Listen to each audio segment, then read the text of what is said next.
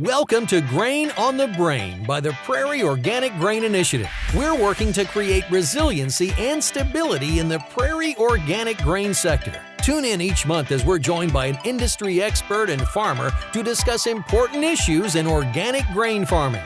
Check out our website at pivotandgrow.com and see what organic grain production can do for you. We bring the resources, tools, and expertise you need to get growing.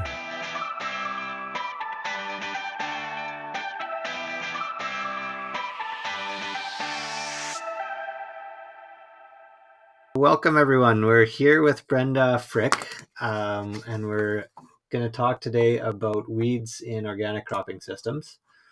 Brenda Frick is a freelance organic specialist, an organic inspector, an avid community gardener, a kindergarten to 12 substitute teacher, a Western producer columnist, and partner in Resilience Solutions Consulting.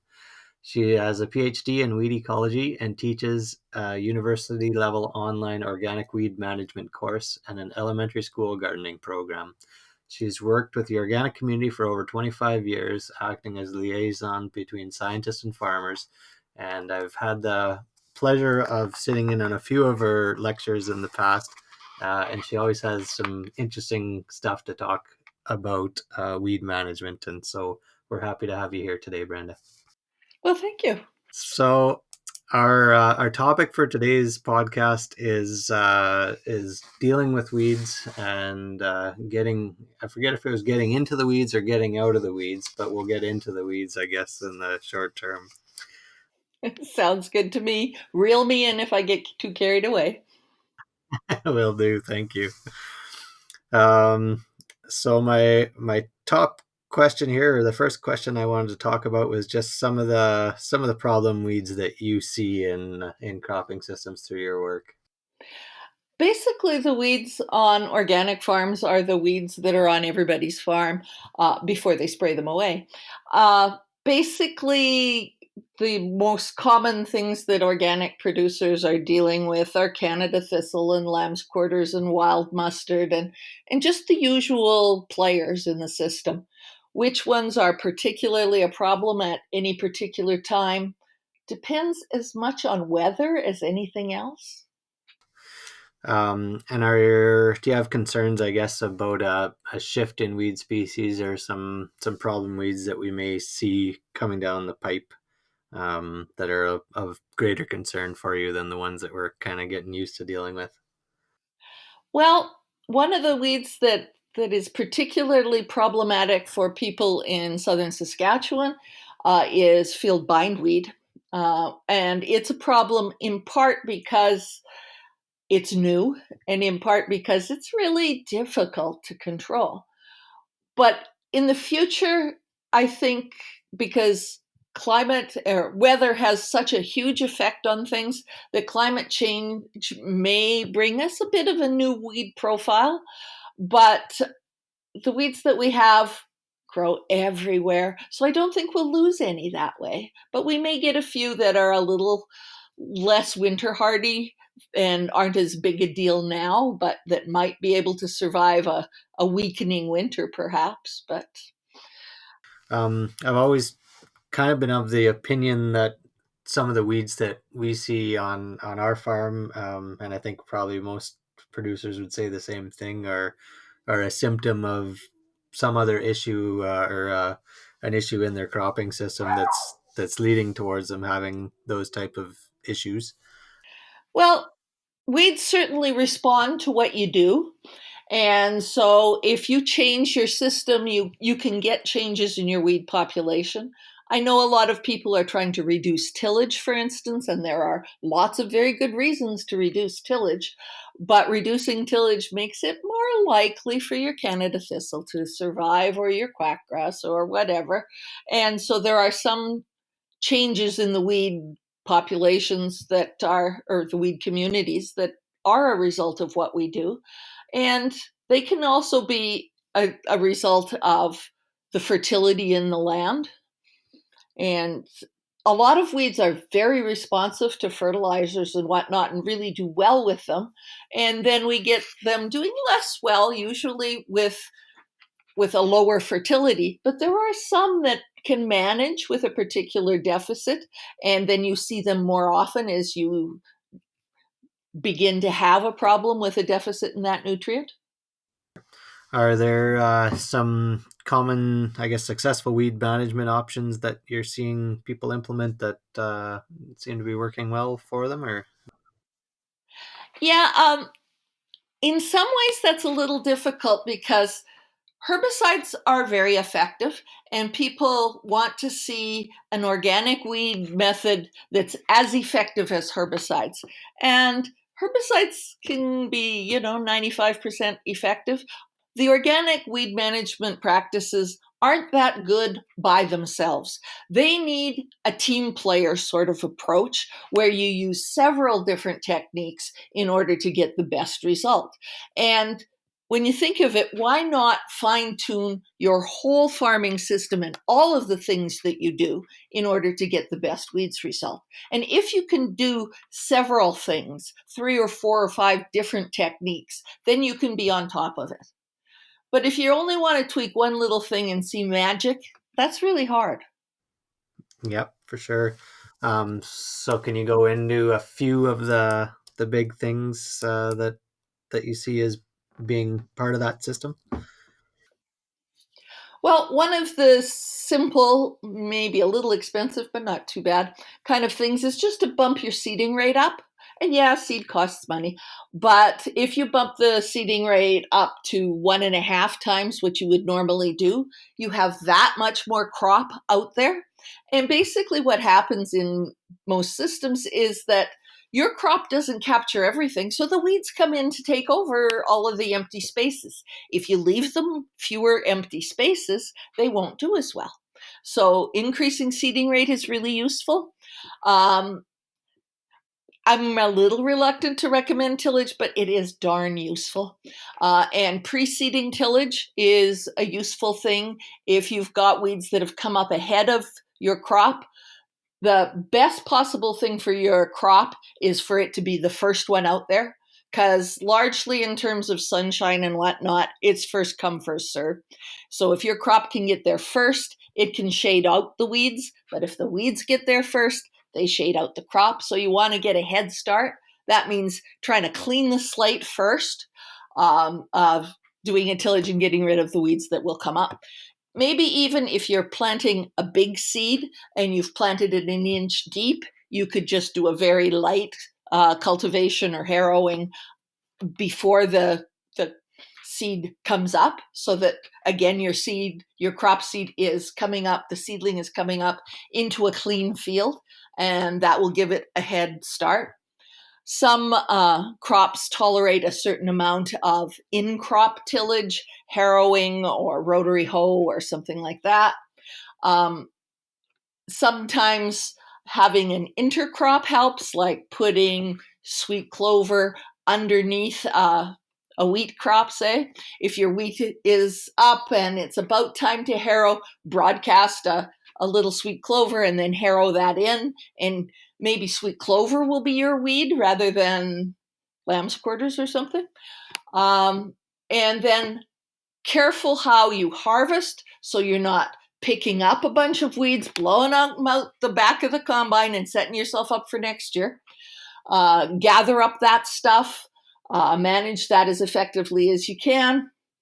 And then maybe graze after harvest to reduce the volunteers. The cattle will enjoy whatever it is you've taken out of there, and then eat up all of the long-term kind of perennial weeds, or the things that get started in the winter annuals, gobble those up. Have a good solid rotation. Use green manures rather than just plain fallows, so that you're building soil and keeping the soil covered as much as you can. Mix it up, so if what you're doing in one year is the same as the next year and the next year and the next year, then the weeds that do well there will multiply and do very, very well. If you do a different thing from year to year, then it keeps the weeds confused in the sense of, well, this worked well and this group was there, but now the windows of opportunity are in a different place and they don't work as well for the weeds that were happy last year. So all sorts of sort of diverse things that can be done in that way. Picking strong varieties, rotating in strong crops like barley, even though flax and lentils might be your money crops. Yeah, so I'm hearing, I think, a lot of diversity, and I often think the same thing, that having some different things going on helps keep the weeds a little bit behind what's going on with you. Yep. And if you see a particular weed building up, have a look at how that weed lives. When does it germinate? When are its peak moments of growth? How does it do well?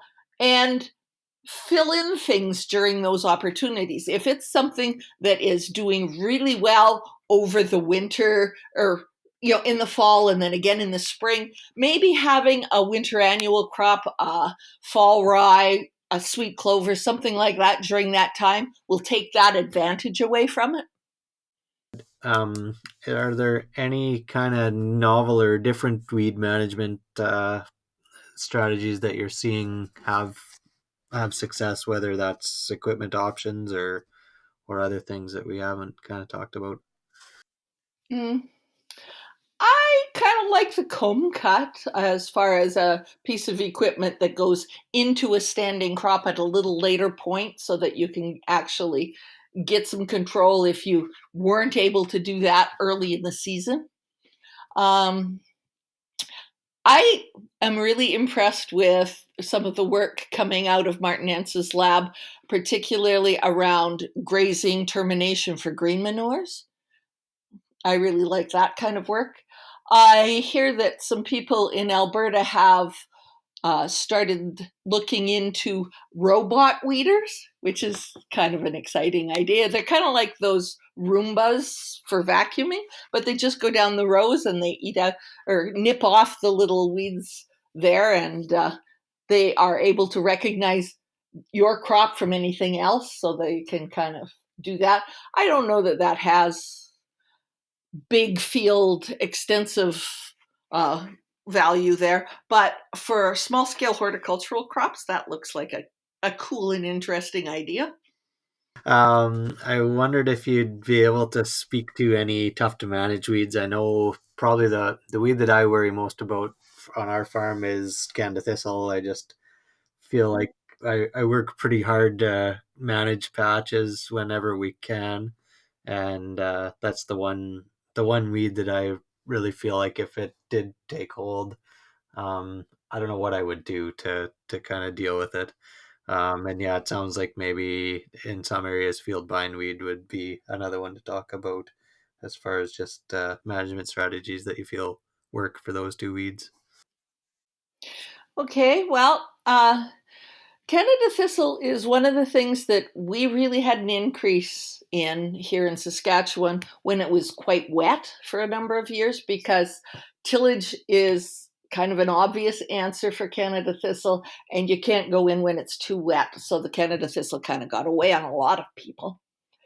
But as it dried up, they managed to get it back under control. But tillage is maybe the easiest thing for Canada thistle. There are little biocontrol things, but they're only a little bit good. And you can increase seeding rates, get a little effect with that. You could put it into forage. 3 years of alfalfa cutting and baling and whatnot will do a lot of damage to the Canada thistle and often make it go away. But a lot of people don't want 3 years of forage. If your land is not too erodible, you might go with the starvation kind of method.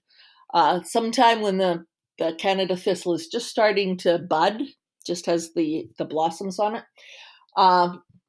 cultivate it at that point. At that point, it's most vulnerable. It's like having a baby. When you start reproduction, everything goes into that and it depletes the bank account it's got in the soil, and it's all up top. So you hit it then, and then as it garners its resources and builds to have another set of rosettes come up or whatever, you cut those down. Some farmers will tell you every month in the right moon phase, whatever, but every 3-4 weeks, something like that. Hit it again, and every time it takes its reserves to build up another round and come out on the surface, you'll hit it again. And maybe if you're lucky enough, you'll hit that so that the last tillage in the year is just before a good hard frost. And it's basically about hitting it hard every time that it manages to put something out there before it can replenish those root reserves. So that's called carbohydrate starvation, because you don't let those leaves build roots. You just use up all the reserves again and again until they're gone. That's probably the most effective thing with Canada thistle, but again, that's an awful lot of tillage in the fall, which you might want to do something to reduce the impact of that.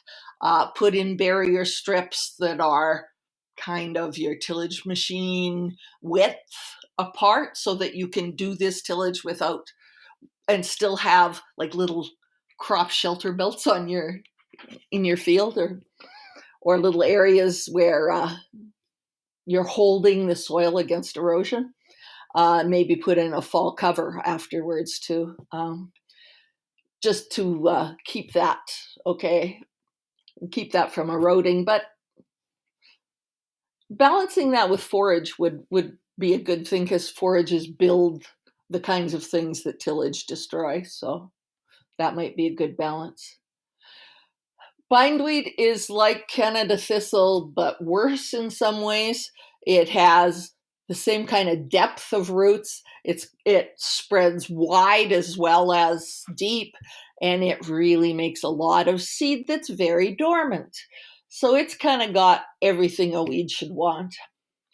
If it's new to your farm, make the effort to get rid of it, because you really don't want it.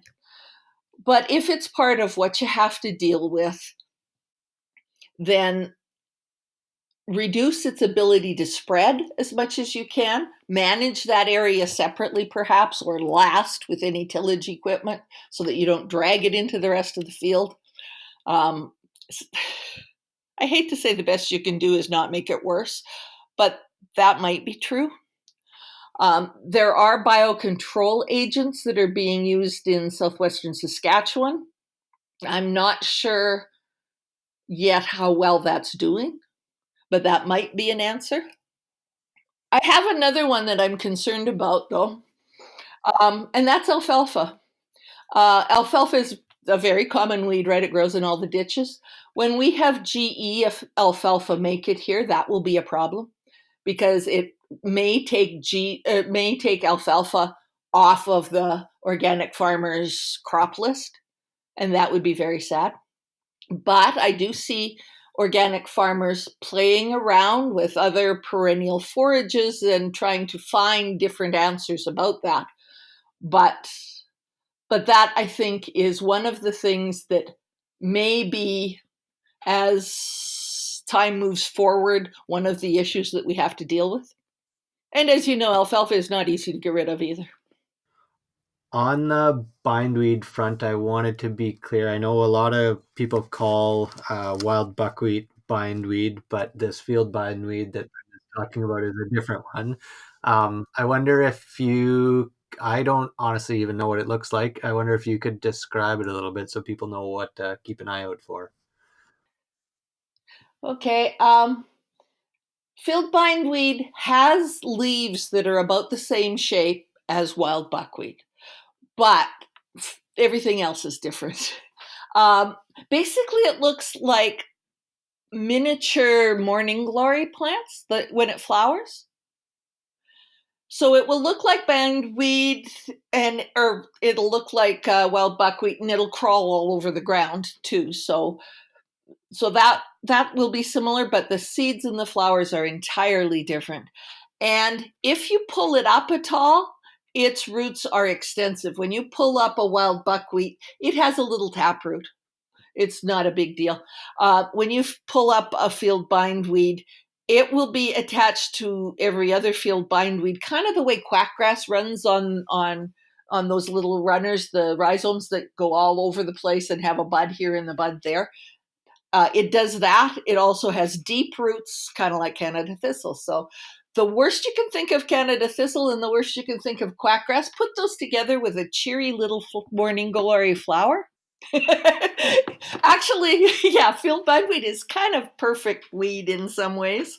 Not from the farmer's perspective, perhaps, but it's got what it takes to continue and survive, and that's maybe what farmers have issue with.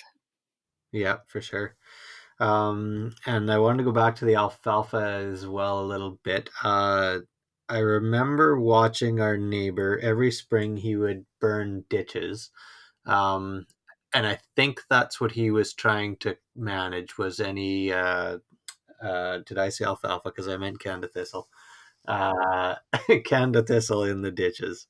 Um, it's definitely something that I think is a source of seed, whether or not that's where we're seeing Canada thistle plants come from. And I guess how to manage Canada thistle in the ditch, or whether we should really be worrying about it. Well, I suppose every Canada thistle patch has started from a seed originally, or at least most often. But the vast majority of Canada thistle plants come from root buds from the original Canada thistle plant. And they're all one great big clone, kind of like a patch of trembling aspen. Most of the problem is not with seed. Plus, Canada thistle has both male and female plants. So those that are male plants, you don't have to worry about seed from them. And the female plants, if you take a handful of that fluff that floats around and makes people worried, you will have a hard time finding seed in it. They don't set a lot of seeds. Mostly it's just fluff. But of course, there are a few seeds. But the level of panic people have seeing the cloud of white fluff is perhaps a little excessive, given that most of that white fluff is not seed. Yeah, I've always thought the same. There, it looks a lot worse than it is, I feel like, and when your neighbors are looking over the fence at you, I think you feel worse than maybe you need to in that situation all the time. Yeah, people have a way of making the weeds in your field sort of markers of shame, of poor farmer talent or poor management. And they're really not that. They really are simply part of the natural ecosystem, plants that evolved with your crops and plants that do well in the same kind of situation that you set up for plants to do well. So it's kind of a shame that people are giving you a hard time at Coffee Row. I know some farmers who don't go to coffee while the wild mustard is in bloom. It's time to go fishing, not to go for coffee because. But we panic a little too much. We need to keep some control there. We need to let our actions not be actions that encourage the weeds. But little Canada thistle fluff is probably not too traumatic. And if they're managing their weeds well, they will probably be able to continue to manage their weeds well. Are there any weeds that you see as being really important to manage? And I guess I'm thinking issues with marketing a crop and that sort of thing. Well, I think it is really useful to clean your crop, clean the seed coming off of the combine, preferably before it goes into your bins, or at least at some point before you sell it, because you'll do better in market with a cleaner crop, and you can keep the weed seeds and sell those as another product. So that's useful that way. The ones that are problematic in some way tend to be the ones that can't screen out easily. But technology is pretty good for those high value kinds of things. If you have enough money to put into it, you can clean most anything. But the market might not give you enough money to make that worthwhile. Yep. No, that definitely, I agree. If there's money there, you can usually fix the problem. It's odd sometimes which things get caught that you don't think are the same size, though, because like a lentil chip may be the same size as a wheat grain, or some things that don't make sense. But and pulses are particularly, they chip into weird shapes and sizes. So again, be really careful harvesting your pulses. But We've all been reading a lot, and I think listening and paying close attention to some of the soil health programs that are going on, and I think that's been a real challenge for organic producers, or definitely for annual crop organic producers, is trying to balance that line of managing, or trying to, I guess, build a resilient system with soil health in mind, and managing weeds to get production that you're happy with. So I wonder if you'd speak to that a little bit. yeah, I think we know quite well that tillage has damaging effects on the soil, and that the best thing that can be done for a soil is to have a green cover on it of some sort. That being said, tillage is really effective, and particularly, unfortunately, fall tillage can really set things up so that you've taken care of perennial weeds, you've taken care of winter annual weeds.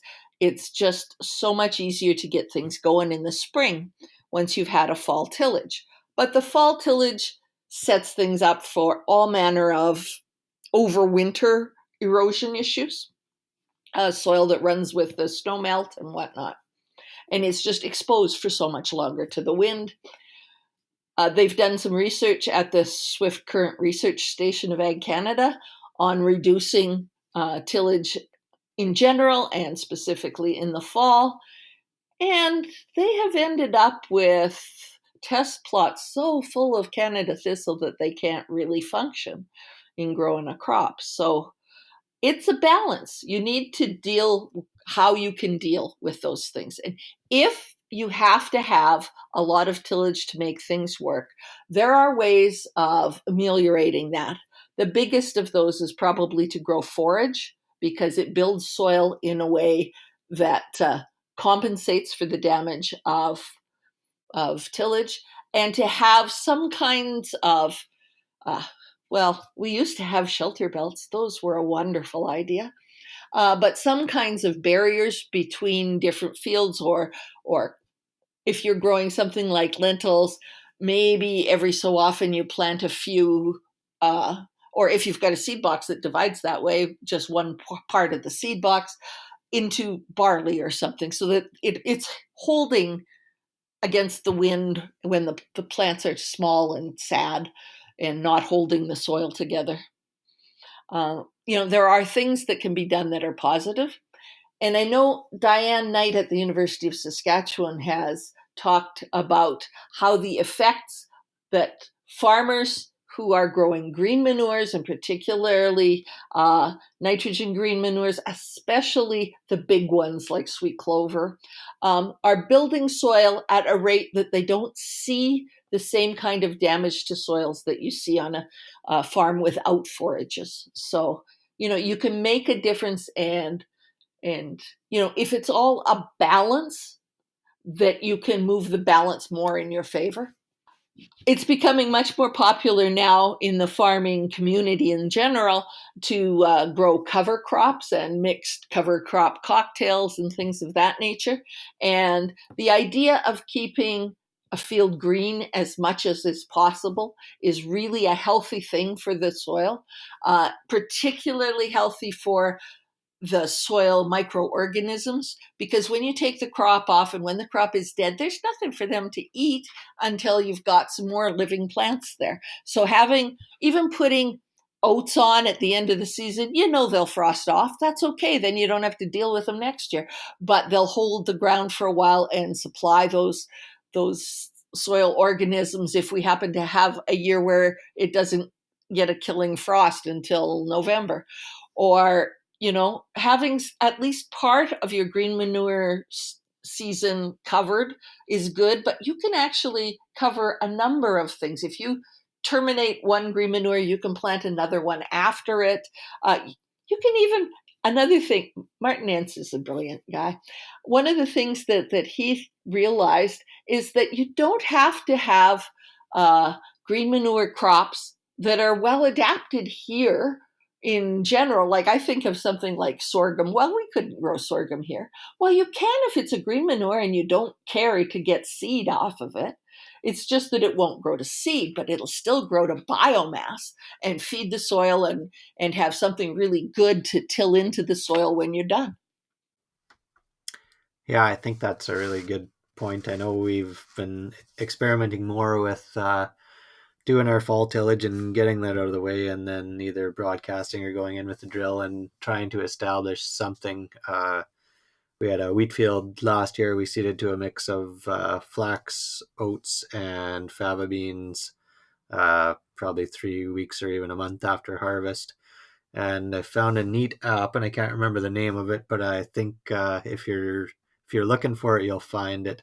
That tells you the kind of percent canopy cover if you take a picture of the ground looking down. And I went out the other day on the frost, and I took a half a dozen or so pictures, and I think the average cover was 85% of leaf cover and 15% bare ground on my field. And if I go test the ones all around me, I think it'd probably be the opposite. It'd be 15% trash and 85% black. So I I think there's lots of room for getting something established and still maybe having some time to do some tillage and do some of the management that might be more necessary in our system. Yeah, and another thing that tillage does is bury residue. So you don't have that residue sitting on the surface, but you don't have the infectious ability of that residue either. So it's a good disease management practice to bury residues, but you don't want nothing on there. So if you've got something growing, that's so much better. And the seasons are really unpredictable. So if you get something started, at least get it up. There will be a few days here, a few days there, and maybe it's not even going to get a hard frost until November. We have those years, or maybe everything will be dead in September. You just don't know. Same thing in the spring parts. If you've got something that can overwinter, then you can have some growth before it's time for you to get out there and do something. So it's taking care of that in the times when you can't. Yeah. And back to your comment about Martin Ants and some of the crop species that aren't as well adapted to this area. The other one we're going to try this season is seeding some annual clovers and ones that, aren't traditionally used in the area and won't be able to overwinter as far as we know. But yet are still quite cold hardy and will kind of keep growing and stay green down to -5, -10 Celsius, and grow well into the fall kind of thing before they ultimately realize they're not going to make it, but that'll be their problem. So I think there's lots of opportunity for trying some different things than what we're used to and what our neighbors are used to seeing. So Well, and it's nice to have something to show off to the neighbor that's not a weed too. yeah, that's exactly right. No, I just would like us to have a thoughtful reaction to weeds. There's so much of a see a weed, kill it kind of response that is promoted in the rural, in the city as well, throughout our society, it seems. But some of the weeds are actually doing something useful. All of the weeds are part of the natural ecosystem. And if we really want to get rid of them, maybe we need to think things through from their perspective, know your enemy kind of thing. Not that I think they're really enemies, but if you understand where they're a little bit more about them, you can see where their weak points are and how you can manage in a slightly different way. And maybe it's only a matter of seeding a week later and letting them come up first and then cultivating them away, or seeding a week earlier so that they're coming up in a good canopy and so suppressed by your crop. Sometimes all you have to do is tweak a little, as if you're kind of watching what's happening in the biology of your weeds. Yeah, no, that's a very good point. I think, understanding why they're growing there is probably as important in trying to decide how you're going to manage them as. Yeah, sometimes I think we just panic a little, but we don't really, if we could get over the shame of having weeds and just kind of think it through, we could manage better. I know I panic very quickly.